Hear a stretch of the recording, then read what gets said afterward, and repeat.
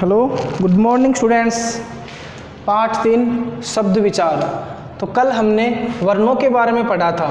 वर्ण क्या होते हैं वो हमने पढ़ लिया था कि हिंदी भाषा की सबसे छोटी इकाई वर्ण कहलाते हैं और वर्णों के सार्थक मेल को ही शब्द कहते हैं। शब्द किसे कहते हैं? जो वर्णों से मिलकर बनते हैं और वो भी सार्थक होने चाहिए। सार्थक का मतलब है उसका अर्थ निकलना चाहिए, अर्थ सहित होना चाहिए, वही शब्द कहलाते हैं। अब देखिए, शब्दों का वर्गीकरण किया गया है। शब्दों को हम 4 भागों में बांट दिए गए हैं। पहला है उत्पत्ति के आधार पर, दूसरा रचना के आधार पर, तीसरा अर्थ के आधार पर और चौथा प्रयोग के आधार पर। तो सबसे पहले हम उत्पत्ति के आधार पर पढ़ते हैं।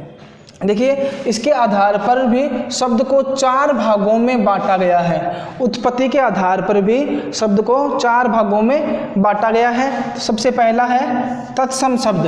देखिए, तत्सम शब्द क्या होते हैं? संस्कृत के वे शब्द जो हिंदी में अपने मूल रूप में प्रयोग किए जाते हैं उन्हें तत्सम शब्द कहते हैं। यानी कि तत्सम शब्द जो कि संस्कृत के शब्द है और जिन्हें हिंदी में अपने मूल रूप में प्रयोग में किए जाते हैं। शब्द तो ये संस्कृत के होते हैं लेकिन हम इन्हें हिंदी के मूल रूप में भी प्रयोग में लेते हैं, वे तत्सम शब्द होते हैं। जैसे देखिए, अग्नि। अग्नि शब्द संस्कृत का है जिन्हें हम तत्सम शब्द कहते हैं, क्योंकि अग्नि शब्द को हम संस्कृत में भी काम में लेते हैं और हिंदी में भी काम में लेते हैं। ऐसे ही दुग्ध। दुग्ध शब्द संस्कृत का शब्द है, इन्हें तत्सम शब्द इसलिए कहते हैं क्योंकि ये संस्कृत का शब्द है लेकिन इन्हें हम हिंदी में भी काम में लेते हैं। आगे है सूर्य, हस्त इत्यादि शब्द हैं, ये तत्सम शब्द कहलाते हैं क्योंकि ये संस्कृत के शब्द हैं और इन्हें हम हिंदी में भी काम में लेते हैं। आगे है तद्भव शब्द। अब देखिए, तद्भव शब्द कौन से होते हैं? तद्भव शब्द वे शब्द होते हैं जो शब्द संस्कृत से हिंदी में आए हैं, यानी कि संस्कृत का हिंदी में अर्थ निकाल दिया गया है, ट्रांसलेशन कर दिया गया है, वे तद्भव शब्द कहलाते हैं और हिंदी में अपने मूल रूप में प्रयोग किए जाते हैं, उन्हें तद्भव शब्द कहते हैं। अब जैसे देखिए, तत्सम शब्द है अग्नि। अगर इसका तद्भव शब्द बनाएंगे तो आग बन जाएगा। अब अग्नि शब्द को तो हम हिंदी में भी काम में लेते हैं और संस्कृत में भी काम में लेते हैं, जबकि आग शब्द है इसको सिर्फ हम केवल हिंदी में ही काम में लेते हैं, इसलिए इसे तद्भव शब्द कहते हैं। दुग्ध शब्द है जो कि एक तत्सम शब्द है और तद्भव बन जाएगा इसका दूध। सूर्य शब्द है जो कि तत्सम शब्द है और तद्भव शब्द बनाएंगे तो इसका बन जाएगा सूरज।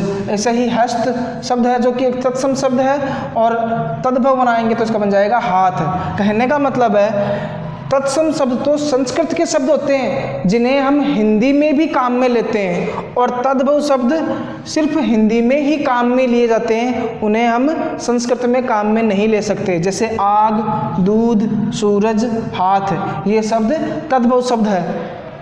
आगे देखिए, तीसरा है देशज शब्द। देखिए, देशज से तो इस नाम से ही पता लग रहा है कि देश के शब्द, यानी कि जो शब्द बोलचाल से विकसित हुए हैं, ये शब्द हिंदी से बनाए हुए नहीं है, जबकि हमारे जो स्थानीय भाषा है इनसे विकसित हुए हैं तथा स्थानीय प्रभाव से हिंदी में आए। यानी कहने का मतलब है जो शब्द हम अपनी भाषा में काम में लेते हैं, यानी कि हम अपनी भाषा में जो शब्द बोलते हैं, बोलचाल। बोलचाल का मतलब है कि जो हम, जैसे पुराने व्यक्ति हुआ करते थे, वृद्ध व्यक्ति जो आपस में बातचीत करते थे, तो उनकी बोलचाल की जो भाषा थी उस भाषा, यानी कि उनकी भाषा के जो शब्द थे उन शब्दों को हिंदी भाषा में प्रयोग में लिए जा रहे हैं। उनके जो शब्द है वो आज भी हिंदी भाषा में प्रयोग में लिए जा रहे हैं, उन्हें हम देशज शब्द कहते हैं। जैसे देखिए, खटिया शब्द। अब खटिया शब्द देशज शब्द है क्योंकि ये स्थानीय शब्द है, स्थानीय भाषा का शब्द है। स्थानीय भाषा से मतलब है कि हमारी लोकल भाषा, यानी कि जहाँ जिस स्थान पर हम रहते हैं उस स्थान की जो लोकल भाषा होती है उसे स्थानीय भाषा कहते हैं। जैसे खटिया शब्द है, ये देशज शब्द है, जबकि हिंदी शब्द खटिया की जगह हम चारपाई काम में लेते हैं, लेकिन खटिया शब्द वो देशज शब्द है। उसे वैसे ही पगड़ी, जूता, खिड़की, तमाचा, लुगाई इत्यादि बहुत सारे शब्द होते हैं जो देशज शब्द है। देशज शब्द का मतलब है कि जो शब्द हम लोग अपने स्थानीय भाषा से विकसित करे हैं, यानी जिन शब्दों को हम अपनी भाषा से विकसित किए हैं वे शब्द देशज शब्द कहलाते हैं। अब देखिए नंबर 4 पर है विदेशी शब्द। विदेशी का मतलब आप समझ रहे हो, जो भारत देश के न होकर दूसरे देश से आए हुए हो। देखिए भारत में समय समय पर पुर्तगाली, तुर्की, फ्रेंच, चीनी लोग आए, यानी कि भारत में जो बाहरी लोग आए, दूसरे देश से लोग आए, इनके संपर्क में आने से हमने अनेक विदेशी शब्दों को अपनाया और ये शब्द हमारी भाषा का अंग बन गए।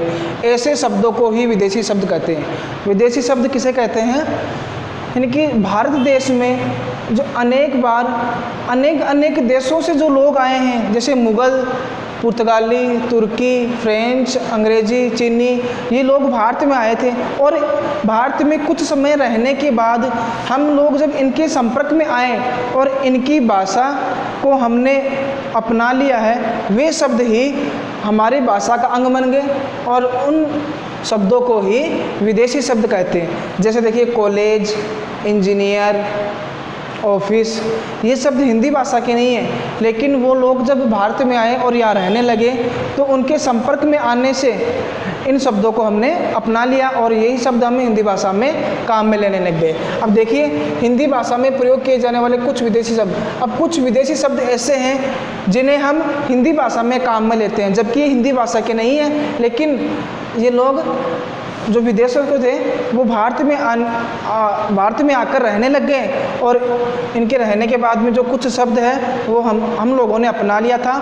वे शब्द इस प्रकार देखिए, पुर्तगाली जब लोग आए थे, पुर्तगाली आने के बाद में इन्होंने कमरा, गमला, गोदाम, चाबी, तौलिया, बाल्टी, साबुन, संतरा, ये शब्द उनकी भाषा के शब्द है, लेकिन हमारे साथ में रहने के बाद में उन शब्दों को हमने अपना लिया था, इसलिए इन शब्दों को हम हिंदी भाषा में काम में लेने लग गए।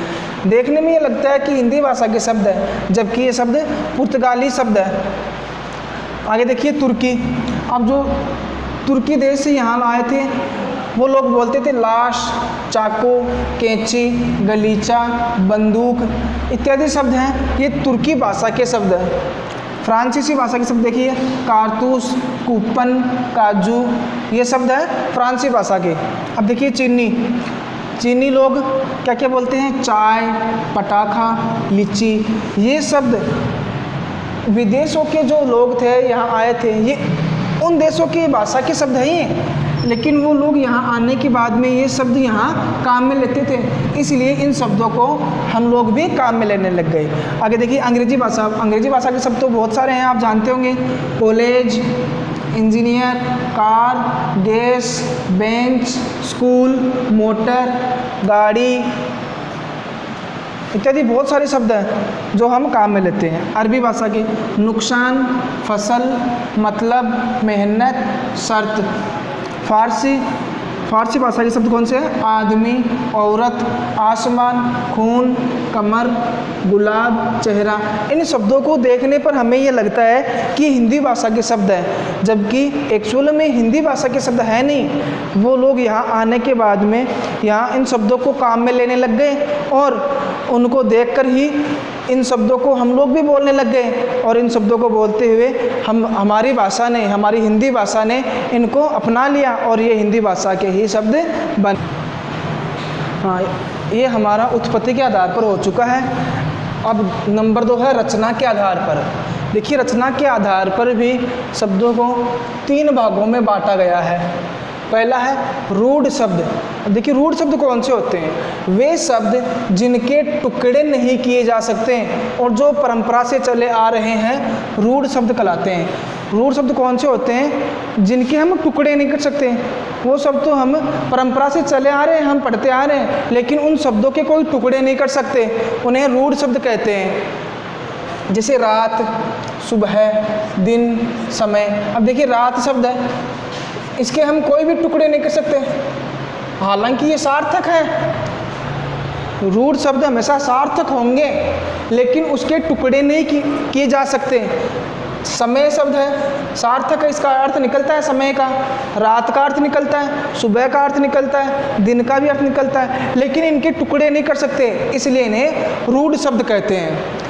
दूसरा है यौगिक शब्द। अब देखिए, रूढ़ शब्द तो वे होते हैं जिनके टुकड़े नहीं कर सकते हैं लेकिन वो सार्थक होते हैं, लेकिन यौगिक शब्द कौन से होते हैं? जिनके हम टुकड़े कर सकते हैं। जो शब्द दो या दो से अधिक शब्दों के मेल से बनते हैं, यानी कि दो या दो से अधिक शब्दों के मेल से बनते हैं, और जिन्हें सार्थक खंडों में विभाजित किया जा सकता है। कहने का मतलब है इनके हम टुकड़े कर सकते हैं, और टुकड़े करने पर भी सार्थक होने चाहिए। कहने का मतलब जब एक शब्द के दो टुकड़े करें तो दोनों के अर्थ निकलने चाहिए। जैसे देखिए रसोई घर, अब दो शब्द इसमें, एक तो है रसोई, एक शब्द हो गया रसोई, दूसरा शब्द हो गया घर। रसोई शब्द का अर्थ निकलता है, घर भी शब्द सार्थक है, रसोई शब्द भी सार्थक है। बैलगाड़ी, बैल शब्द भी सार्थक है, गाड़ी शब्द भी सार्थक है। इनके दो टुकड़े हो सकते हैं, पहला बैल हो गया, दूसरा गाड़ी हो गया। देशभक्ति, पहला शब्द देश है, दूसरा शब्द भक्ति है। कहने का मतलब है यौगिक शब्द वे शब्द होते हैं जिन्हें अनेक शब्दों से मिलकर बनाते हैं, यानी कि दो शब्द भी हो सकते हैं, तीन शब्द भी हो सकते हैं, लेकिन उनके टुकड़े जब किए जाए तो उन टुकड़ों के अर्थ निकले, वे यौगिक शब्द होते हैं। जबकि रूढ़ शब्द होते हैं उनके टुकड़े नहीं किए जा सकते। जैसे रात शब्द है, अब रात शब्द के टुकड़े क्या करोगे?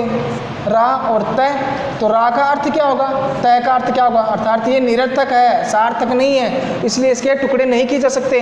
जबकि यौगिक शब्द है, इसके टुकड़े किए जा सकते हैं। रसोई और घर, दो टुकड़े हो गए, एक रसोई हो गया, दूसरा घर हो गया, तो रसोई का अर्थ निकलता है। रसोई सभी के घर में होती है, काम में लेते हैं, और घर ये भी सार्थक है। बैल आप जानते हो, बैल, और गाड़ी भी आप जानते हो, यानी कि दोनों के अर्थ निकलते हैं। दो टुकड़े होने पर भी इन दोनों के अलग अलग अर्थ निकलते हैं, इसलिए ये यौगिक शब्द होते हैं। आगे देखिए योग रूढ़ शब्द। योग रूढ़ शब्द कौन से होते हैं? वे शब्द जिनका एक विशेष अर्थ निकलता हो। जिस यौगिक शब्द से विशेष अर्थ निकलता हो उसे योग रूढ़ शब्द कहते हैं। विशेष अर्थ कैसे? जैसे बहुव्रीहि समास के सभी उदाहरण योग रूढ़ शब्द होते हैं। बहुव्रीहि समास अगर आपने नहीं पढ़ा है तो हमारा आगे टॉपिक आएगा समास का, तब हम पढ़ लेंगे, लेकिन एक बार देख लेते हैं योग रूढ़ शब्द के कौन से होते हैं। वे शब्द जिनका विशेष अर्थ निकलता हो उन्हें योग रूढ़ शब्द कहते हैं। जैसे पीताम्बर, पीले हैं अंबर जिसके, विष्णु जी। अब देखो इनका विशेष अर्थ निकल रहा है। पीताम्बर किसको कहते हैं? विष्णु जी को कहते हैं। त्रिनेत्र किसको कहते हैं? शिव जी को कहते हैं। चतुर्भुज किसे कहते हैं? चतुर्भुज जी शायद विष्णु जी को कहते हैं, मतलब चार भुजाओं वाला। कहने का मतलब है इनका एक विशेष अर्थ निकलता है, इसलिए इसे योग रूढ़ शब्द कहते हैं। रचना के आधार पर तीन भेद हो चुके हैं। पहला रूढ़ शब्द, इनकी वे शब्द जिनके हम टुकड़े नहीं कर सकते हैं और वे सार्थक होते हैं।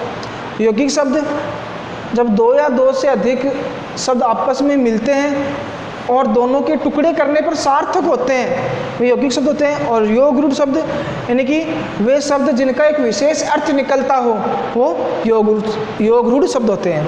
अब आगे नंबर 3 पर आता है अर्थ के आधार पर, यानी कि शब्द को हम 4 भागों में डिवाइड किया था, 2 पढ़ चुके हैं। तीसरा है अर्थ के आधार पर।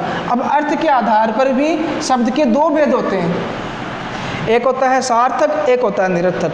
देखिए सार्थक इसी के अंदर छिपा हुआ है स अर्थ। सार्थक यानी कि जिसका अर्थ निकलता हो। जिन शब्दों का कोई निश्चित अर्थ निकलता हो उन्हें सार्थक शब्द कहते हैं, यानी कि वे शब्द जिनका कोई निश्चित अर्थ हो वे सार्थक होते हैं, और जिनका कोई निश्चित अर्थ नहीं होता वो निरर्थक होते हैं। देखिए सार्थक शब्द देख लीजिए पहले। जिन शब्दों का कोई निश्चित अर्थ होता है उन्हें सार्थक शब्द कहते हैं। जैसे आसमान, आसमान एक सार्थक शब्द है, जानते सभी आसमान को। फल एक सार्थक शब्द है, फल भी आप सभी जानते हैं। फूल भी आप सभी जानते हैं। सागर भी जानते हैं, सागर का मतलब समुद्र, यानी कि ये सार्थक शब्द है, इन सभी के अर्थ निकलते हैं। लेकिन दूसरा है निरर्थक शब्द। जिन शब्दों का कोई निश्चित अर्थ नहीं होता हो उन्हें निरर्थक शब्द कहते हैं। और लेकिन कभी कभी निरर्थक शब्द भी वाक्य में प्रयुक्त होते हैं। निरर्थक शब्दों को हम वाक्य में प्रयुक्त कर सकते हैं लेकिन उसका कोई अर्थ नहीं होता है। जैसे देखिए चाय वाय, हम कोई भी वाक्य बोलते हैं चाय वाय पी लो, कोई हमारे घर पर मेहमान आते हैं हम उन्हें बोलते हैं ना चाय वाय पी लो, तो चाय का अर्थ तो हम जानते हैं लेकिन वाय क्या होता है, वाय का कोई अर्थ नहीं होता है, इसलिए ये निरर्थक है। गाना वाना, जैसे हम बोलते हैं ना कि सीता क्या कर रही है, सीता कोई गाना वाना गा रही है, तो गाना तो हम जानते हैं लेकिन वाना क्या होता है, इसका कोई अर्थ निकलता है क्या, ये निरर्थक शब्द है। रोटी वोटी, रोटी वोटी खा लो या रोटी राटी खा लो, तो रोटी तो जानते हैं, वोटी क्या होती है, वोटी का कोई अर्थ नहीं निकलता, इसलिए ये निरर्थक शब्द होते हैं। सार्थक शब्द कौन से होते हैं, जिन शब्दों का कोई निश्चित अर्थ निकलता हो वो सार्थक शब्द होते हैं, और जिन शब्दों का कोई निश्चित अर्थ नहीं निकलता वो निरर्थक शब्द होते हैं। चौथा और आखिरी पॉइंट है प्रयोग के आधार पर। प्रयोग के आधार पर भी हम शब्द को दो भागों में बांट सकते हैं। प्रयोग के आधार पर शब्द को दो भागों में बांटा गया है। पहला है विकारी शब्द, दूसरा है अविकारी शब्द। देखिए विकारी शब्द कौन से होते हैं, जिन शब्दों का लिंग वचन कारक अथवा काल परिवर्तित होता हो उन्हें विकारी शब्द कहते हैं। इनकी वे शब्द जिनका लिंग वचन रूप बदलता हो वे विकारी शब्द होते हैं। विकार उत्पन्न होता हो, यानी कि जिन शब्दों में विकार उत्पन्न होता हो यानी कि वे शब्द बदलते हैं। जैसे कोई पुल्लिंगवाची शब्द है उसको स्त्रीलिंगवाची में बदलते हैं, जिसका वचन बदलते हैं, एक वचन का बहुवचन बदल जाता है, जिसका कारक बदल जाता है, वे विकारी शब्द होते हैं। जैसे कोई भी संज्ञा शब्द है, उदाहरण देखिए, कोई भी संज्ञा शब्द है, सर्वनाम शब्द, विशेषण शब्द, क्रिया शब्द हमेशा विकारी शब्द होते हैं। जैसे संज्ञा शब्द कोई भी ले लीजिए, किसी का भी नाम हो, कोई लड़का है, अब लड़का है उसका लिंग बदलेंगे तो लड़की हो जाएगा, यानी कि ये शब्द क्या है, विकारी शब्द है, यानी कि हम इसको बदल सकते हैं। अब कोई भी सर्वनाम शब्द है, जैसे मैं, यह, वह, यानी कि मैं शब्द और ये सर्वनाम शब्द ऐसे हैं जिनको पुल्लिंग में भी काम में लेते हैं और स्त्रीलिंग में भी काम में लेते हैं। कहने का मतलब ये भी विकारी शब्द है, यानी कि इनको दोनों लिंगों में काम में ले सकते हैं हम। विशेषण शब्द, विशेषण शब्द कोई भी है, चाहे गोरा यानी गोरा है या काला, तो ये भी बदला जा सकता है। जैसे काला, काला का हो जाएगा काली, गोरा का गोरी, सुंदर का अभद्र, भद्र का अभद्र, सुंदर का अभद्र भी होता है, भद्दा भी होता है, सुंदर नहीं भद्दा, यानी कि इनके रूप लिंग वचन बदल रहे हैं। जैसे क्रिया चलना, क्रिया कोई भी है चलना, तो इसका हो जाएगा जैसे बोलते हैं हम राम चलता है, तो ये हो जाएगा चलती, सीता चलती है, यानी कि बदल रहा है, क्रिया भी बदल रही है, इसलिए ये विकारी शब्द होते हैं। और दूसरा होता है अविकारी शब्द। विकारी शब्द का मतलब जिनके रूप बदलते हैं वो विकारी शब्द होते हैं, और जिनके रूप नहीं बदलते वे अविकारी शब्द होते हैं। जिन शब्दों का रूप कभी नहीं बदलता हो और जो हमेशा एक समान रहते हैं वे हमेशा अविकारी शब्द होते हैं।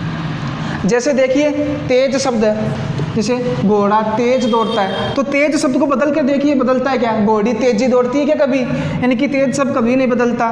धीरे धीरे, घोड़ा धीरे धीरे चलता है या राम धीरे धीरे चलता है, तो ये शब्द कभी भी नहीं बदलता है, चाहे बदल के देख लीजिए। घोड़ा तेज दौड़ता है तो घोड़ी भी तेज दौड़ती है, क्योंकि ये शब्द कभी नहीं बदलता। आज शब्द कभी नहीं बदलता, लेकिन पास ये शब्द ऐसे हैं जो कभी भी बदलते नहीं हैं, इसलिए इन्हें विकारी शब्द कहते हैं। Thank you.